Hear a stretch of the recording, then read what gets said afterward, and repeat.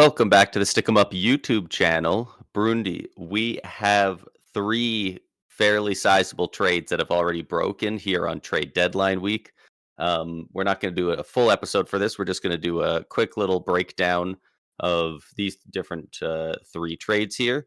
And yeah, let's just jump right into it. The Dallas Stars have acquired Tyler Myers at 50% salary retention to from the Vancouver Canucks for a 2027 second rounder and a 2029 fourth. What are your initial reactions to seeing this trade? To be honest, for me, it's one of those. It's a win-win deal for both teams. Yeah. We knew Tyler Myers wasn't going to go to Detroit, which was kind of the rumored deal, but we knew that wasn't going to hold up. So you're getting a second and a fourth, and that's a pretty good return for what most likely kind of a bottom pair defenseman can maybe slide up into a second pair, but on a cup winning team, probably that third pair. Yeah. And you know that right-handed shot that Dallas needs, they've been looking for it in the blue line. Mil for the rest of this year and next year. He's got a year left after this too. Good, yeah. So that's pretty good value for only a second and a fourth. Yeah, honestly, like it really feels like there's not a ton to say about this deal because there's no prospects moving, there's not a ton of extra stuff. It's just the value of the two separate picks, and yeah, like it feels pretty solid for both sides. Like this is a good buy, this is a good retention. It's hard not to love this all around. Yeah, it's a deal that works out good for both teams. And funny enough, I didn't know this, but Tyler Myers, who is going to be suiting up pretty soon here for the Dallas Stars, will be the first Texas native to play for the Dallas Stars. I'm sorry? Surprising. Yeah. Tyler Myers is from Texas? Yeah. I think Houston, was it? Does that mean he's actually American? Yep. I guess Myers. Yeah, that's not. Yeah, Houston, yeah. Holy shit. That blows my mind. Does everyone know he's American? I'm just like out to lunch on this one, huh? Yeah, I think so. I've always thought he was either Finnish or Swedish. Don't know which one, but he's just like super white, crazy tall, and he has that like blonde hair that like. Yeah, no, he's maybe it's also because he's on the Canucks and they collect. Yeah, no, he's a Texas boy, but we've also been talking lots about how Blake Coleman could maybe be going there, so maybe they go from never having one to maybe having two. And again, it is worth noting that it is only $1.5 million with Tyler Myers, so Dallas still has lots of money to make some more moves here, either today or tomorrow on the day of the trade deadline. Yeah, I'm currently seeing that they have $200,000 in cap space, but if I had to guess, that probably doesn't include Tyler Seguin's almost $10 million being taken off the book. Yeah, it wouldn't be included. He got big money a long time ago. Yeah. Like back when Seguin signed that extension, they were not giving out $9.85 million contracts very often. Yeah, so they still got some money to play around with. Yeah. So it's a win for Dallas. It's a win for Vancouver, in my opinion. The second trade we have to talk about, I'm actually going to go out of order just because I think this middle one we have here is the biggest one. The Toronto Maple Leafs trade Nick Waugh to Colorado for a 2027 first rounder that is top 10 protected and a 2026 fifth rounder.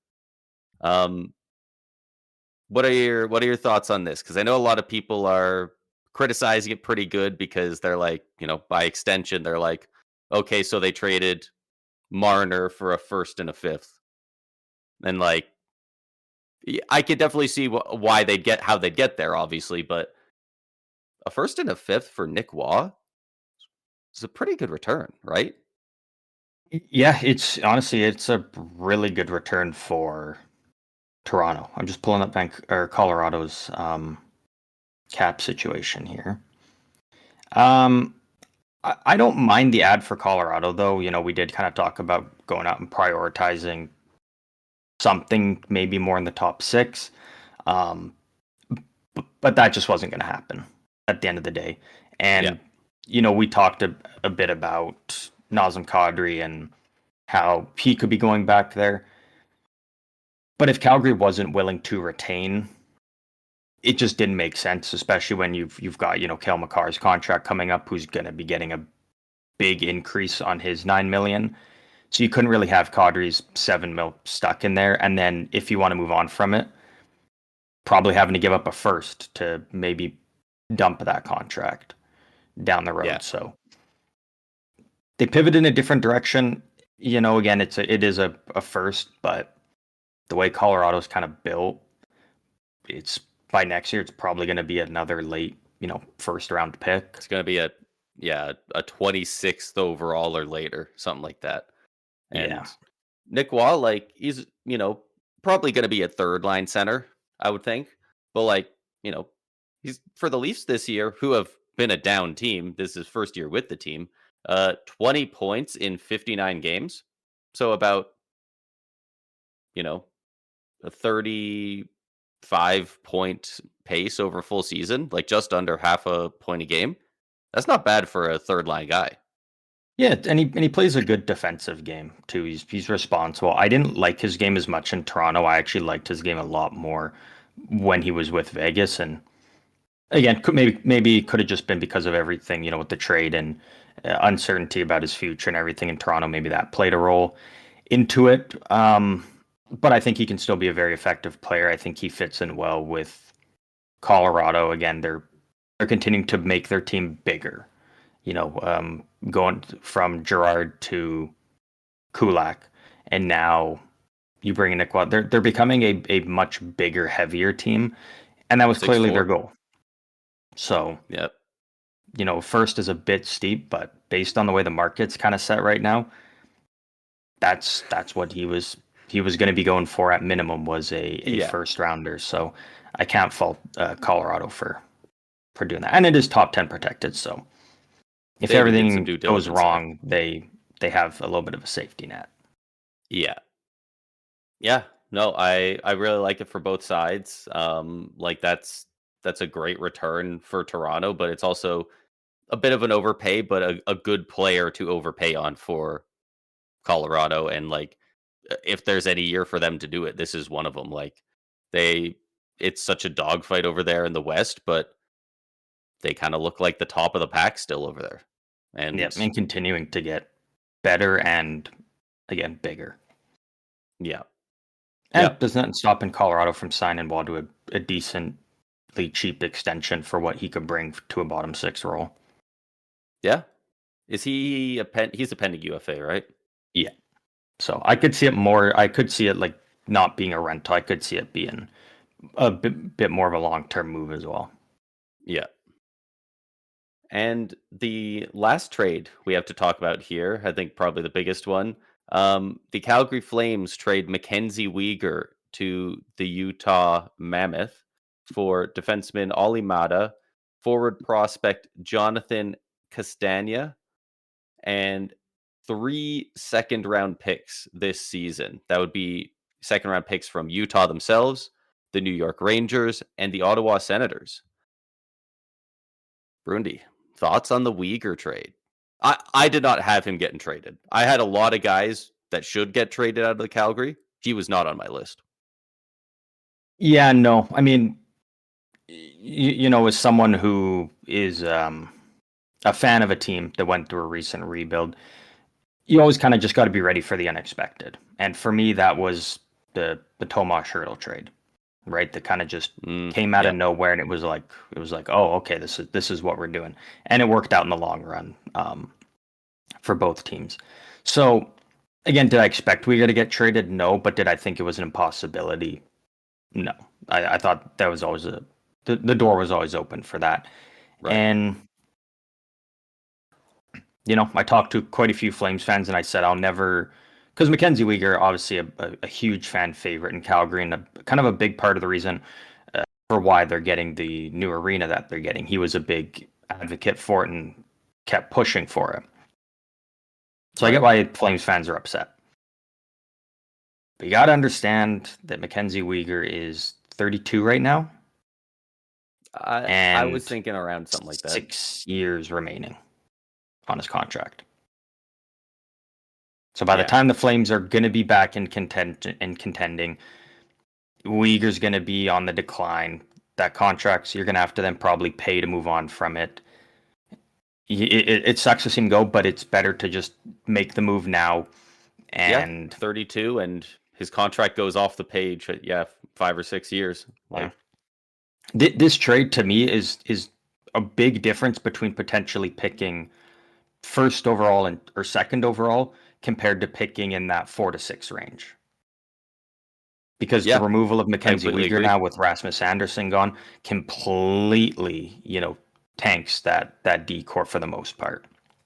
So Yeah, I mean, a lot of people are wondering how they got 3 second-round picks back for him. They're like, "Oh, look at his stats. He's a minus 40 on the year or something like that. Minus he's 39." Like, struggled quite a bit this year. yeah, but, like, it's Mackenzie Weegar, Like, he's easily the best defenseman on that team. Maybe you can make the argument that it was Anderson while he was there, but Anderson's the offensive defenseman. So Mackenzie Weegar is, he's taken all the toughest matchup. He's the guy 5-on-5 you put out there against McDavid every time.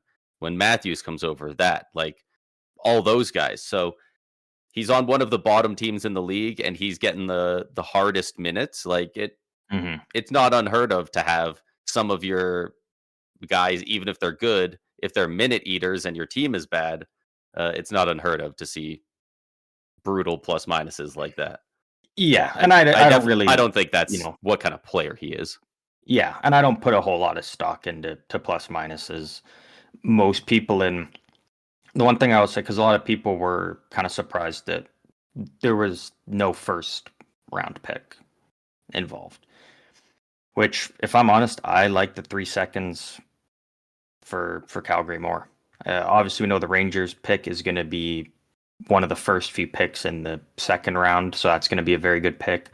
I mean, Ottawa's fighting to try and get into the playoffs, but again, They're on that's the probably a outside pick looking in right around now. the 42, 43 range potentially. And Utah's going to get better from this trade, but again, playoffs aren't a guarantee for them. It's a lot more likely now, Even if but they it's get not in, guaranteed. So they're going to be hard pressed to get out of that first round because they're in the Central, right? So yeah. they got to go through that war zone. So that's still probably not much more than So you know realistically, if you're the Flames 18 picks now, into the second round. yeah. So if you're Calgary, you have your first, which is going to be high. You have Vegas's first, which is going to be around the 20 to 30, somewhere in there. Yeah, Um, and then you got your own second. So again, high in the second round, right? So you 35th basically have, overall. you now have 6 draft picks at the time that are all going to probably be in the top 50. Yeah, and Like that's a good amount of assets and prospects you're going to be bringing in. and that leaves them open to finding some of those teams that maybe there's some team out there that just wants a couple more darts to throw at the board. Maybe they can find a team that's picking 15th overall and be like, hey, do you want to pick with our second rounder and the Rangers second rounder? And those will be, picks 34 and 36 or something like that. And it's like that those two together could get you decently far into the first round. Like maybe not up to a 10 or something, but like 16th overall for those two. I could see that. I think you'd have to attach something else.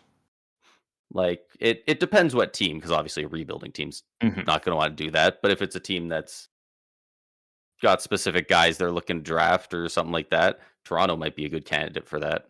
Or I guess Pittsburgh rather, because Kyle Dubas is notorious for that guy loves trading back He loves, um, yeah. in the draft. No, yeah, like But it just gives the Flames a lot more flexibility now. and And I think that's huge.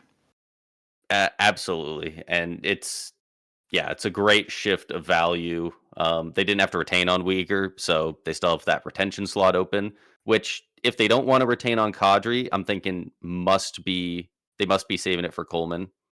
Surely, like Mhm. it would be a waste to go into this offseason without having used it at all because you're getting other slots back in free agency. Um, but just because it's fun, and we were talking about it the other day, and a couple Flames fans online have been talking about it. Um, but those two twins that people have been talking about playing in the WHL, On um, Medicine Hat, yeah. the Ruck twins, Marcus Ruck and Liam Ruck. Uh, I guess maybe not currently, but as of 1 or 2 days ago, I think as of yesterday, we're both tied for the league lead in points in the WHL with 90 points each. They're twin brothers. They both play on the Medicine Hat Tigers. They're slated to go mid to late first round, probably late first round, maybe early second. Would maybe slide to second, yeah. They've got six. They've got 6 picks in the first 2 rounds, and of the 4 of them being second rounders, at least 2 of them seem to be really early in the second round. If Yeah. they can, if Vegas's pick lands at say 22, do you think the Flames second rounder and the Rangers third rounder, do you think that gets them pick 23? Probably, right? It could, yeah. Like you're only There's moving back definitely 10 a spots to get a possibility. second pick. Like Mhm. there's a chance that they might be one of the better team looking teams to possibly make the really fun move and go brother brother bang. Like Yeah. Get that duo you hope turns into something big for your team. uh, Absolutely. I hope those two get drafted together because that's just so fun. Um, No, I'm right there with you. Even if they don't go to Calgary, I think wherever when they do get drafted, you hope that Pretty much they as go soon to as the same. one gets drafted, you hope to see the other one go to the same spot, unless you Yeah. really hate the team that the first guy went to. Yeah. And for Uh, Calgary, you get Ole Mata, good defensive defenseman, just going to be able to eat yeah, minutes and help you stay above the cap floor. And prospect Jonathan Castagna, 20 years old. He is Canadian, which is nice for the Flames. Currently at Cornell. Good season, 32 points in 29 games. Kind of projecting to be a pretty decent bottom six guy, it's looking like. I was gonna say he's got good numbers, but he is older than a lot of the competition, so it's kind of like it's Mhm. not like when some younger guys break into that league and put up those numbers, but it still shows that he has a lot of promise at the Yeah. professional level. So we'll see what kind of For damage he Calgary, can do for the it's Flames in the a future. yeah, and so overall for Calgary, I think it's a really really solid return. I Yeah, love the 3 seconds over a first. one first, especially if that first would be from a playoff team. Like Mm. if it's after the first 16 picks, would you rather have that 1/18th overall pick, or would you rather have the 3 that are later on? Like Yeah, at a certain point, they do start adding up. So yeah. yeah, And I for like that Utah, for the I mean, Flames. it's a great move for them. Obviously, didn't have to give up their first round pick, didn't have to give up any of their top end prospects. So if they are still interested in going for Robert Thomas, they're able to because they managed to avoid giving up the major pieces that would be needed for a move like that. And you get Mackenzie Weegar, who helps their blue line drastically now. You now have Sergachev, Weegar, Nate Schmidt, and Sean Dursey, and then Ian Cole and John Marino. So that was a That's big hole for pretty them good. That's a on really the good right top 4. side, and they they're able to get that addressed here. And again, I expect Uyghur's numbers to take a massive step up because again, Utah is a much better team right now than Calgary is. That's just a fact. Absolutely. So I Yeah, think for he'll the fit in great there, and it makes again Utah just so much better on the blue line. Yeah, and just one last stat to kind of hammer home that Uyghur isn't the player that people think he might be this year because of his stat drop off. Last year, the Flames didn't make the playoffs, but I believe they had one of the highest point totals ever for a team that missed the playoffs, so they weren't bad. Just last year, Mackenzie Weegar on that Flames team that again missed the playoffs was a plus 18. So Yeah. like, it's not like he's been. That was this year is actually the second time in his entire career that he hasn't been a plus. The only other time is the 18-19 Panthers where he was a -3. So he's actually got a very good track record of being a positive player and decently over a half point a game guy from the blue line. Yeah. Yeah. So it's I love the way the Mammoth keep taking these swings on these big players. Like they showed up and and they are not they afraid to. can. They are so the opposite of what the Coyotes were. Like they would never go and make these deals. Like and then the Mammoth are like, oh, Sergachev, oh, Paterka's available. Give me that. Like nobody Yeah. even knew Weegar was available, or at Yeah. least he Well, wasn't. He wasn't the it's like big we said, rumored one. every player can be available for the right price at the end of the day. Exactly. That's why you make those calls.